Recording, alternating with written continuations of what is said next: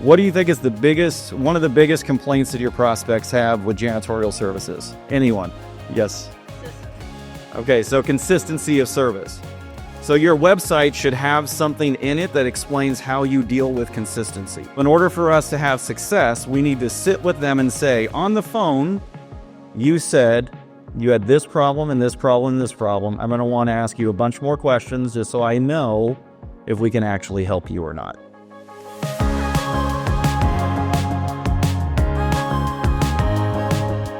Okay, so my watch now says it's time for Matt to start talking, so that's what I'm going to do. Just so I have a sense of who is in the space right now, how many janitors do we have in the room? You should be proud of that. And if you're a janitor, raise your hand. Okay. How many salespeople do we have in the room? How many business owners do we have in the room? Which means that you're all of the above. Okay. So today we're going to be learning about how to bid cleaning jobs like a pro. But before we get started on the content, I wanted to give you a couple of disclaimers and one recommendation. First of all, not all jobs are the same, and such no bid will ever be the same. We're limited on time, so we're not going to be able to go through every possible variable. That's impossible. So if you came here saying, I can't wait to go home because Matt told me this is how we sell and this is how I'm going to win deals, I'm sorry, I'm going to probably disappoint you a little bit. The recommendation is please take notes as we go along because I know you're going to have some thoughts, questions, etc. My goal is that we're able to complete the presentation early enough that I can answer some questions because I'm better interactively, even though some of us, I don't know, we still have our, what are those things called? What? Paddles. There we go, paddles. Apparently I haven't been to an auction. But yes, please, I like to have the interactive side of things. So, all right, so we're going to go ahead and jump through the slides. And we're going to start off with what are we going to be learning today? What are we going to be covering? So the first thing is we're going to talk about how to set your business up to receive bid requests. Secondly, how to determine what your production rates are going to be, how to qualify your prospects, how to perform a kick-ass walkthrough, how to calculate the numbers, and finally, how to present the bid. So my name is Matt. I'm the Chief Operating Officer at OctoClean. I've been leading the sales at OctoClean for over 20 years.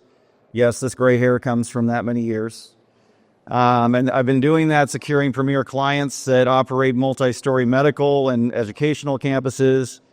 I also co-own and direct the company on day-to-day operations and departments, etc. We also have Greg Stowe, my brother, who's here with us, and he handles most of the stuff I don't want to have to do, and he's great. So through consulting services, I also help professionals like you to unleash your full potential in this industry.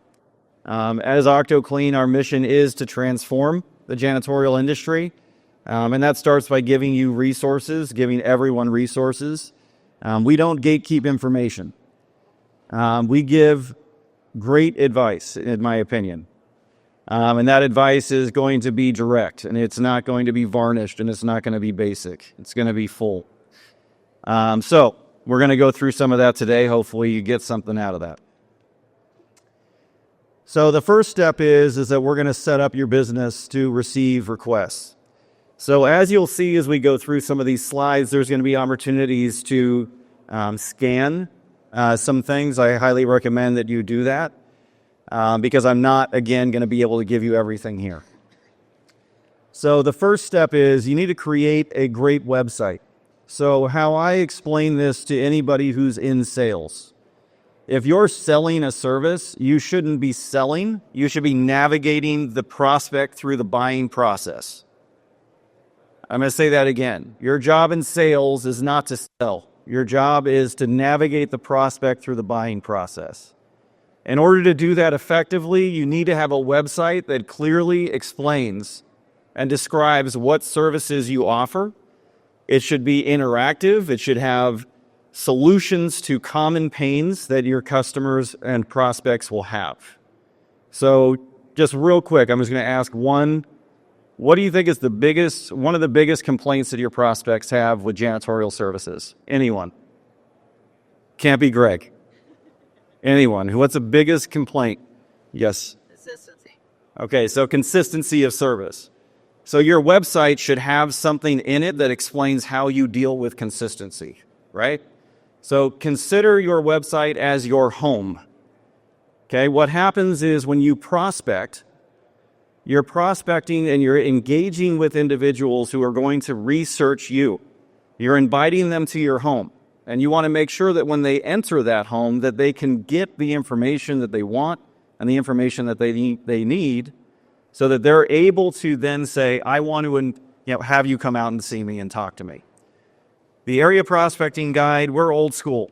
I've talked to a lot of young salespeople who will say to me, why do I need to go door to door and talk to people?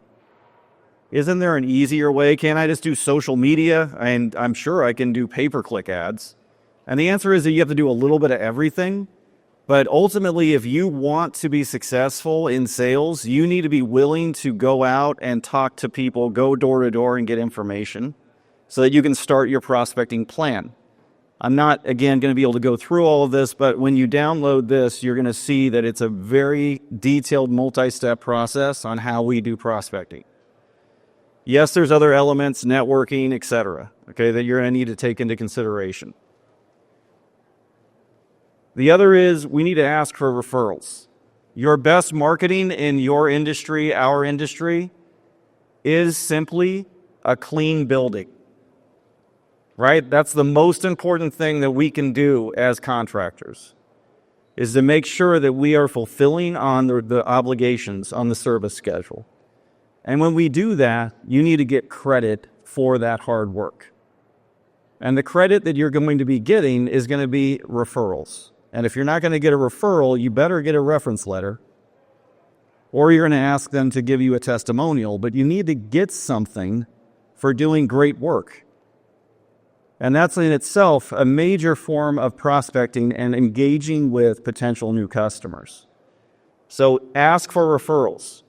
I always tell my staff, if you want to know how happy your customers are, your existing customers, ask them to buy again. And the only way I can do that a lot of ways, but a great way to do that is say, you're telling me all these great things about how we do our job.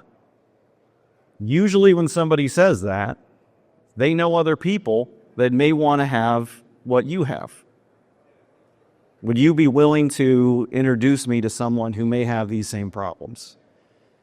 I can't tell you how hard it is to get a salesperson to actually do that, because it's confrontational. They're afraid they're going to get bad news.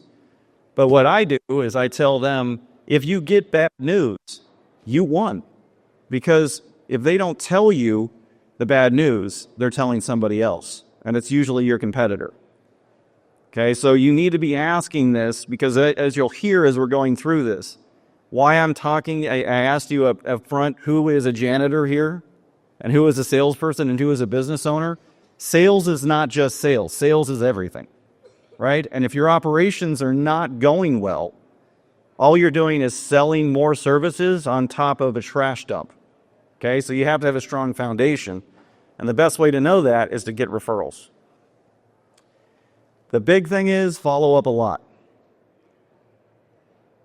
One of the things that we get the pleasure of doing is consulting with a lot of new clients, new upcoming companies around the country.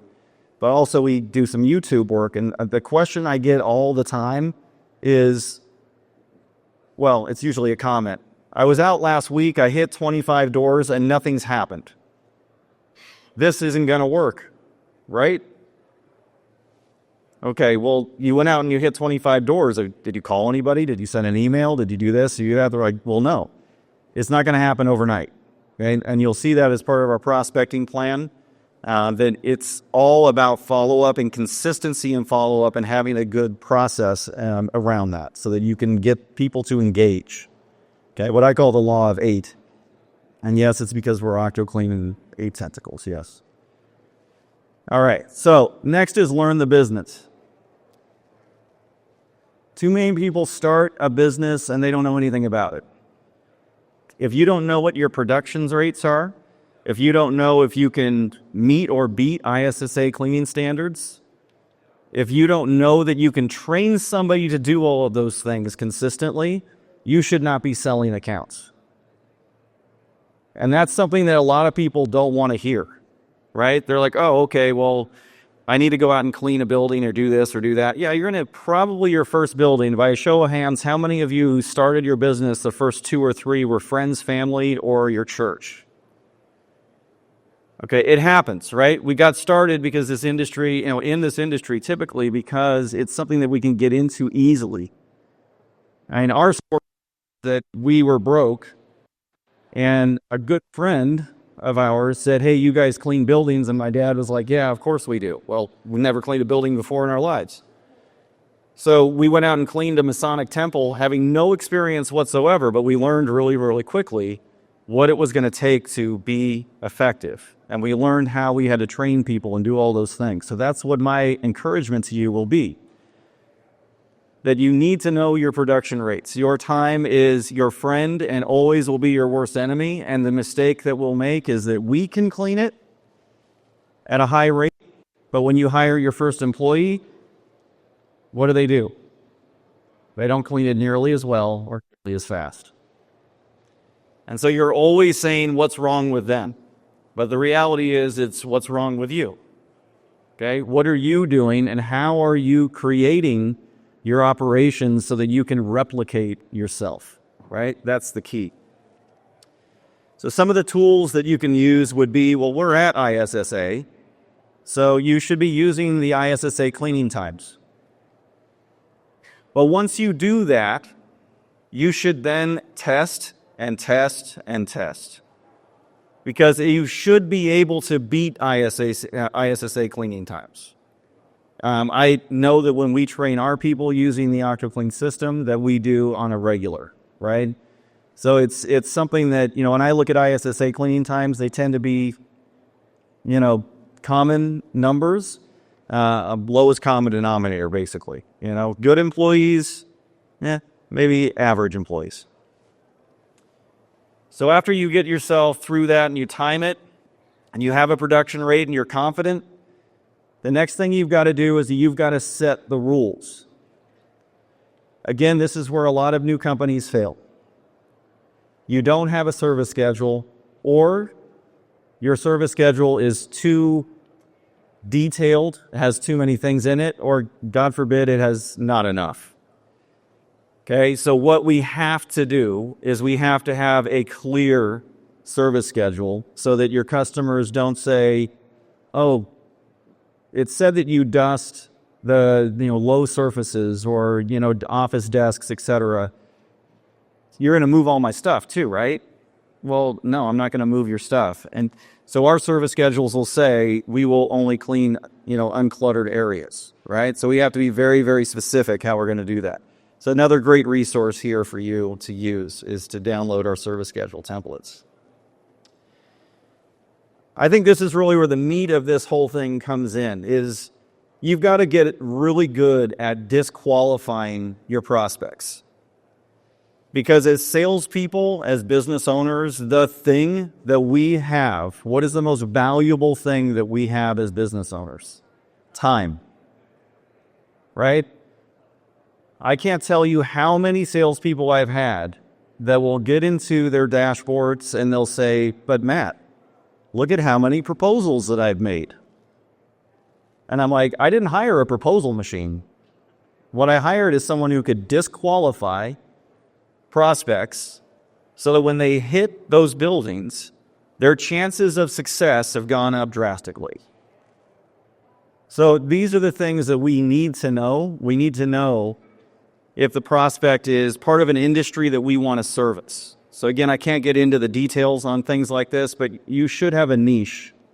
You should have a specific industry that you want to work in. You want to make sure that prospect is experiencing pain that you actually have solutions for.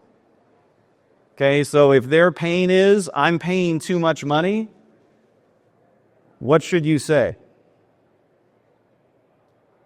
We're not a fit. Because you should always be the most expensive in your industry, right? We're not going to be the low price leader. And if you want to be that, maybe not the right room to be in, but so do they have a budget? Well, if they're calling you, chances are they have a budget. But we need to find out what that number is. And lastly, is it worth your time and effort? So here are some more specific questions that I train my people to ask. So when they say, yay, I want you to come out and see me, most new business owners and new salespeople are going to say, oh my God, I have one on the hook. Whatever I need to do, I'm going to go out there. And then you show up, you don't ask any questions, you show up and it's somebody's house and they're running a candy store out of their garage. That's a true story, actually. I could tell you that some other time. But these are questions that you need to ask when they say, I'd like for you to come out and give me a bid. What are you hoping that we can do to help you? Right? So that is extracting pain. A question that is not asked enough. And they say, well, I'm hoping that you can help me clean my building. Well, I understand that, but what problems are you trying to solve that you think that we can help you with? If I don't hear pain, I don't go. Okay? You have to have pain. How many days a week do you currently get service? That's okay. As long as it's just a backpack or something, we're good. If we know, the reason why this is important is because we're looking for minimum bid jobs, right? We're not, maximum dollars. If I don't ask the question how many days, then we go out there and they're like, I just want you to service my building once a month. Well, that's not going to hit the number. So I'm looking for 3 to 5 day a week accounts, 7 days only if you really want to deal with OT. But we can get into that another time. Day or evening or both. So that's important because daytime cleaning comes with a lot of variables and a lot of difficulties. And so you need to be aware of what that looks like and that you're not putting yourself in a position where you walk through a job and you don't want to do it anyway, right? If it's evening, we know our efficiencies go up, so that's going to be an area that we want to play in. If it's day and evening, that probably means this job is a good size account because they have day porter and they have night crew, right? So that's telling me they have budget. So now we have pain, now we have budget. If they don't know what their cleanable square footage is, and I say cleanable because you get a lot of people, especially in some of these new areas that you have distribution and manufacturing, and they say, my square footage is 655,000 square feet. And I go out there and their office is 823 square feet because the rest of it is warehouse. So you need to ask cleanable square footage. If they don't know what their cleanable square footage is, then what you're going to ask them is, how many people work within the cleanable square foot? By asking that question, you should know that on average, that person will occupy about 200 square foot of cleanable square foot. So they have 20 employees. It's going to be, 4,000 square feet? That's going to tell me, is this worth my time to go out? Does it hit the minimum bid? Is it 5 days a week, 12,000 square feet? They have pain. They have consistency issues. They have issues with security. So I can solve problems. Okay, so I'm going to schedule a meeting. Before I schedule that meeting, I'm going to tell you a couple things, and we're going to jump into this. But if you get someone who says they're ready, you want to make sure that they know what to expect before you go to this kick-ass walkthrough. And what they should expect is that you're going to spend some time with them and you're going to sit down and ask them questions. You're not going to walk in with your clipboard and say, I'm here to give you a bid. You're not selling HVAC. You're selling janitorial services. And what that means is that we're selling partnership and trust.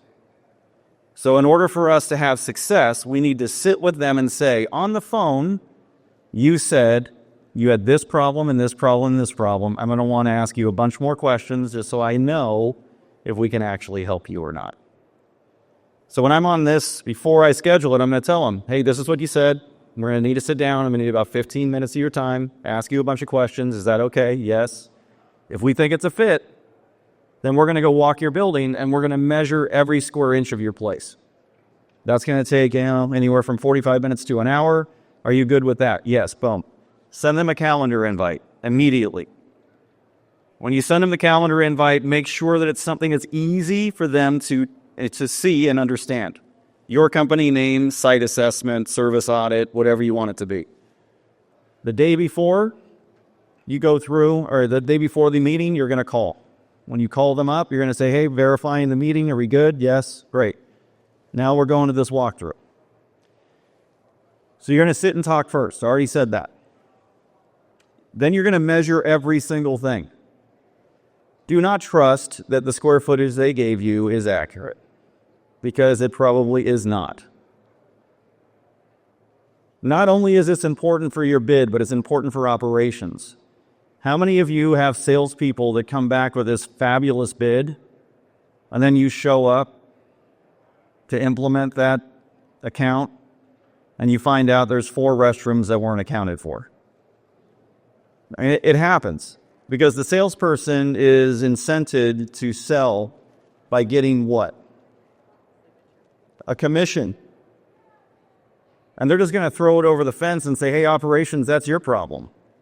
So for me, when I train my salespeople, I train them that it's up to you to get all of these measurements, which weeds out a lot of the bad salespeople anyway, because I'm not looking for somebody just to go out there and sell a used car. I'm looking for somebody to go out there and actually perform a professional service and do consultative sales. And this is what this encourages. You'll see that we have another QR scan up here for a building inventory. It's this basic Excel spreadsheet, but it's a great resource for you. All right, so let's get into this. This is the interactive bit of the presentation. I have 9 minutes to get through this, so we're going to do our best. And this is definitely where people are going to be like, I don't think this can work. And it's okay. I've only been doing it for a little while. I promise it can. So, minimum wage for cleaners is not your state, city, or county minimum wage. Minimum wage for cleaners is what the going rate is for incoming janitors in your territory. And since COVID, that number has gone up drastically. If you live in a state like California, you also have a lot of different types of minimum wages with medical legislation mandates, etc. So you need to consider what the base minimum wage is first. Then you're going to multiply that number by 20 to 50, and actually I've gone as high as 75, right?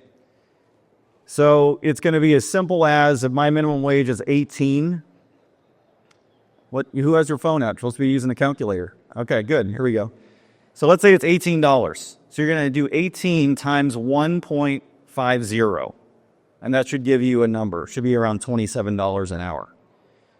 So that's a bill rate that you could use, but you could go as high as 75. In California, we're doing that. I mean, it depends on the state you're in. Expenses are different in different states. Cost for goods can be different in different states. But this is something that is at least a baseline. The reason why this is important is because when I'm bidding jobs, I need to have a high, median, and low price. And I need to be able to empower my employees to be able to make decisions on the fly. And if they are not able to do that, then we get into the sales manager card trick, right? We're not playing that game. I need them to feel like they can make a decision on the spot. If they can lower it a little bit, they can lower it a little bit. All right, so let's see if we can figure this out. I'm going to go to my notes so that we can just run an example here. All right. So we use the OctoClean system for cleaning, and based on hours of average production rates, we are going to round. So we're going to round things up. So we use what we call the Sanitor as our anchor. And so this is the person who cleans restrooms. So we know that a restroom fixture will take approximately ISSA cleaning times is what, Greg? It's about 3, right? Didn't you say? So it's about 3 and change to clean a toilet, sink, or urinal. So we put it at 4 minutes per. So if I go in and use this example, I've got 2 restrooms with 5 outs. So it's sinks, toilets, urinals. I have 10 total. I'm going to multiply that by 4. I get to 40 minutes. I'm going to raise that number up. I'm going to put that at 0.75. I'm going to multiply it by the other 2 rolls on this in this system. So you can think, team clean, don't get me in trouble. But you can think that. So we have 2 other rolls. So we're going to take 0.75 times 3. Okay, so who got a number on that? 0.75 times 3. What is it? 0.25. 2. Okay. Now, whoever has that number, multiply that by 5 days a week. So just do times 5. Okay, multiply that by 52. And divide that by 12. Okay, so you have about 49 hours that you're going to be spending in labor at this facility, right? You can go up, you can go down, but ultimately as a contractor, your job is to be super efficient. So you should give your staff, your manager, this job can take no more than 48 hours a night. Now, again, we go back to a couple slides ago. You got to know your production rates, and you need to know that you can replicate it, okay? So if you can do all those things, you multiply that by your hourly rate that you've determined, it comes up with a monthly recurring charge. Right? It seems simple, and that's why I told you there's some disclaimers at the beginning. Not every account is the same. Not every requirement is the same. So it's a hard thing to ask me to come up and present something like this and say, this is going to be all of it. It's not all of it. Right? It's a start. It's guidelines. So the last bit is presenting the bid. We are not in a world where people want to meet with us often. In fact, you should be doing 85% of your work in that first meeting. That first meeting, you've asked a bunch of questions. You figured out what their pain is. You're not giving them any solutions at that point. You've measured everything. Now what people want is they want a bid that is going to be easy for them to decipher. They're going to want a bid that they can present to other decision makers. Because most of the people that you're going to be selling to are influencers. They are not decision makers.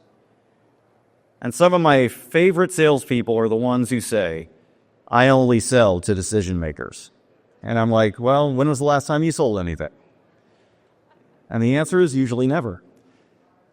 So we have to be able to create a bid that's going to be easy, branded, professional looking, so that when I hand it over to a decision maker, they're able to go to their CEO, CFO, COO and say, I like this company because they took the time, they asked the questions, they did the measurements, they did all the things, their website kicks ass, everything's great, and here's the price.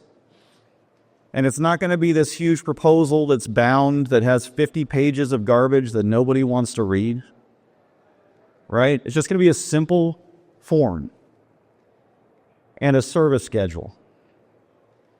And you're going to send it in an email. And when you send it in that email, you're going to have solutions to their pain. What we like to do is we create a lot of video around things so that we can solve problems, right? And say, here's the solutions to X pain, here's a solution to Y, etc. You could do that in a simple format and just write it out. I do encourage you to call the prospect and say, I'm about to send you this proposal. Do you have 15 minutes to review it? And you can just send them the email and go through it together. Or you can schedule a Zoom call or whatever you want to do. But most of the time, people don't want to meet you in person. Now, again, not every account's the same. You might be in some multi-unit, medical group that has 25 million square feet. You go on an RFP walk. It's all different. It just depends. So this is basic process, okay? You also want to get into an e-sign contract. If you don't have e-sign contracts, it's so easy to do. Just get it done. Okay, you can go through Adobe, you can go through DocuSign. You want to make it simple for them. If you don't make it simple, they're just going to go to the other guy who did make it simple and streamlined. This is the bottom line. All right.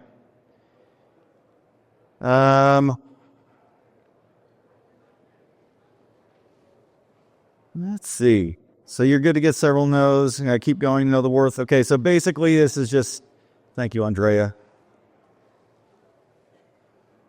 No is your best option, right? If you're selling and you're always looking to get yes, chances are you're going to suck at sales, right? So you're going to go for the no all the time. And for me, when I have my sales staff come to me and say, well, I've got 15 things in the pipeline, and one of them are going to drop. It's just a matter of time. I'm like, the next guy walks in and says, I had 15 in the pipeline. I got 15 no's. They get a high five because they actually did their job. Because our job is to get to a yes, no, or a clear next step. That's it. And so if you're looking to get into sales in your business and do well, ultimately what you've got to do is have a process. You've got to follow that process unemotionally, and you've got to get pain, budget, and decision. That's it. Seems simple. Yes, it does matter if you can get a good price, though, too. So, this is how you can get a hold of us. If you want to get more information, we have our YouTube channel as well as our Instagram. We post a lot of stuff on there, a lot of educational information. And with that, we thank you for attending, and I am 1 minute over. I can't believe it. Oh, what'd I do? Oh, I'm going to go back. Thank you.